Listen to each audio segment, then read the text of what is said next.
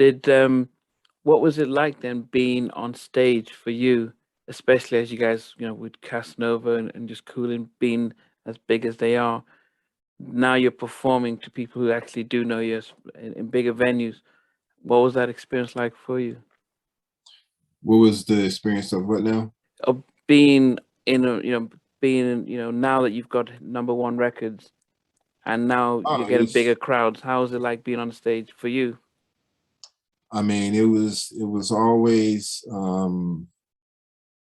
would be a touch of nerves. You know what I mean? Because you want to do everything. But we had practiced so much that it was just. But and sometimes you want to step out and do some different things, and you know what I mean. So you just wanted to be right. So you would be in some nerves, and so a lot of times we would eventually, once we were at a stage to have some things in the writer, we would have some adult beverages in the writer, and we would partake before we take a little shot before we step out, and just main thing, go out there and do what you do. Yeah. Did at this stage when you guys were blown up like this, now there was a lot more groups as opposed to bands in that time. Which who were you looking at and said, and I won't say it's a healthy competition? Healthy competition. I mean, early on we didn't really cross paths with a lot of different groups. Um, I think at some point it was Ready for the World was out. Of course, doing Edition. So they were probably the big competition, at that time. And then when you came out with Casanova and just cooling out that, with Guy went were they around Tony? Oh yeah, yeah, yeah. They came at that time. Yeah. Now you had other, situations, Guy and Tony, which, both had smashes, you know what I mean? So Yeah, it was yeah, I would say what that's the 90s going into the 90s, yeah. yeah, yeah, It was probably 89, like 89, 80, yeah, 88, 89, yeah. 88, 89, yeah. So yeah, no, that I didn't it didn't it did kind of cross my mind about it, but at the same time, I just feel like if you doing what you love to do, and Mm, you put your energy and your time into that, mm, and I believe that you're gonna reap the benefits from that. yeah. But as a producer, what were your thoughts of, say, of Teddy Riley and LA and Babyface and Jimmy Jam and Terry Lewis? Because they were producers as well, and at the time when you were learning your craft and stuff. What were your thoughts on them? I mean, they all had smashes, super smashes. You know, for me, I just wanted to be able to be be able to be in the market and say that, yeah, I can compete. You know what I mean? Yeah, Um, I don't think it's a thing of really beating somebody or anything like that. I just think that I think that we at that time I felt like we can be competitive in the market. You know what I mean? We have a combination punch too. yeah, Um, and we were just different. We had our own kind of thing, and it was nobody out there really like us yeah. other than the OJs, but they were they were the founders of that, Yeah. and we took it and updated it and gave it our own twist. Did you get the opportunity outside of Levert in those early days to do production for anyone else? in the early days. Yeah, you know, maybe Men in Large. I don't know with Oh Rude yeah, Boys. that was, they were Men at Large, Rude Boys, and one of the girls were all part of the Treble Camp. We started we started a production company called Treble Okay. uh, back in 1987, and we bought a building, and we had bought that property and housed everything there, offices. We had a rehearsal spot, Wow. studio there. So, you know, it was, everything was real active at that time. That was just the stuff in-house, but we had produced other people, you know, early on, like Mickey Howard, Troop, you know, we gave Troop their first #1 single with Mamacita. Oh, that was you. That was you. Yeah. Wow, that's another big track that was in Nigeria, Mamacita. I mean, it was wow, yeah. And I interviewed John, and yeah, I didn't realize it was you. Wow. Yeah. Did They you were not? they were on Atlantic also. So they, Okay, you know, that was the connection. And okay. you know, like, hey, do something for them. Okay. But that was a massive international hit. Did you not think, man, what we could have done this?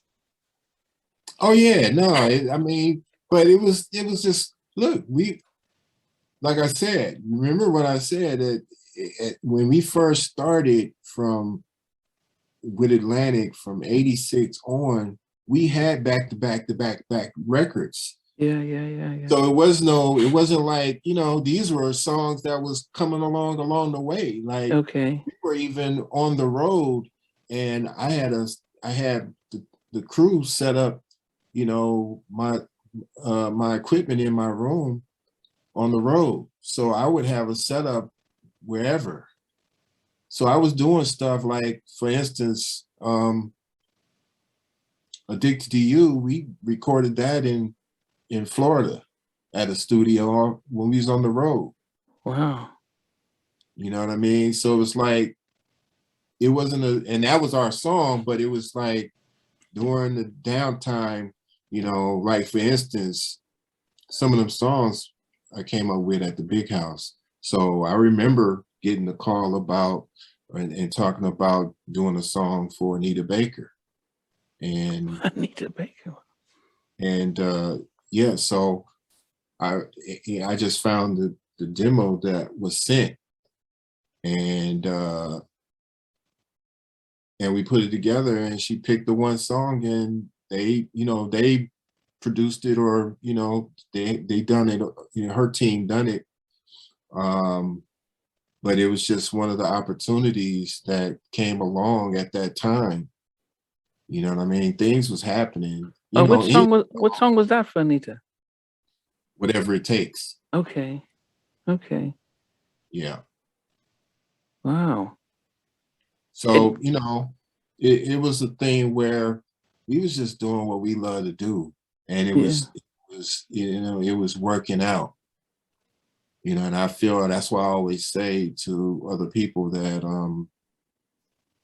you know, just work on what you do, work on your craft, you know, get your niche down, get whatever it is together to where, you know, you're doing it the best, and you're putting it out there for the people to hear, the idea to hear. And if they vibe with it, they're gonna jump with you. Yeah. Were you seeing the financial and commercial success as a producer, songwriter outweighing what it was being a recording artist? You said, did I see that? Did you notice the difference between when you are getting points on the record as a producer and songwriter compared to what you being a recording artist and then Well, initially I didn't know. Again, this is you know, this was all a learning situation. But what I'm thankful of is that I did get my credits. You know, Mm, I got my credits, and I got my, you know, my publishing. mm. So, you know, there's a lot of different stories about that. But yeah, there's a difference, and that's another thing I'm really thankful about is that, you know, that we were put into that mix as being writers.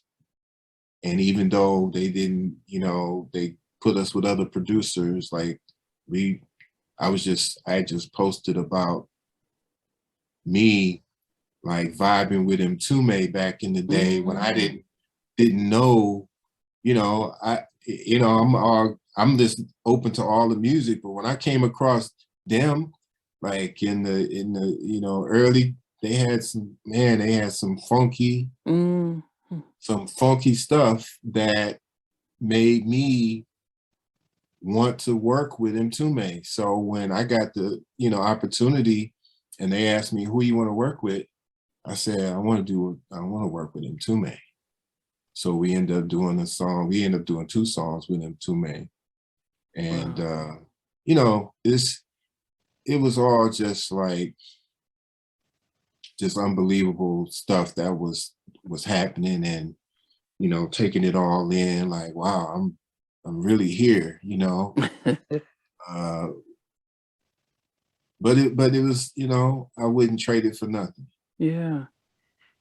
Because towards the mid 90s or so, when the group breaks, sort of parts ways, and Gerald goes solo and forms, and then LSG, did you then say, okay, this is what I really want to do now, just be in a studio and creating music? Or did you contemplate going solo yourself? No, I never contemplated really going solo. I felt like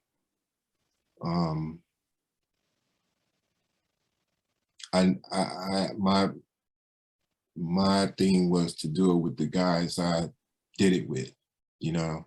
And you know, I didn't feel like I needed to do it, you know, like that. And it wasn't my, you know, I'd rather be behind the scenes.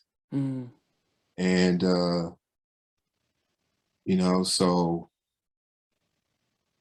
it did come up one time about doing it, and I was asked about it, and I was like, nah, I don't really want. You know what I mean? It was that kind of thing.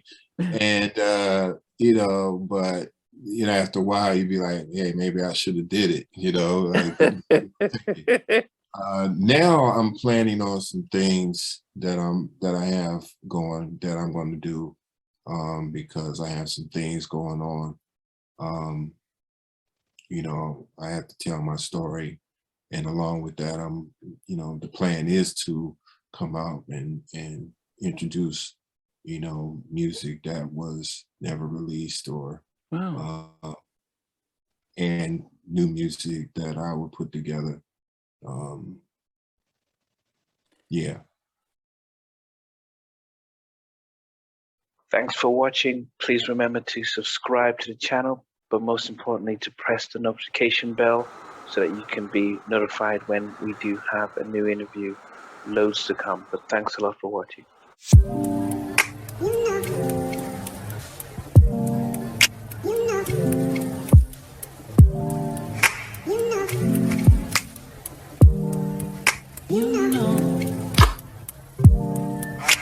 I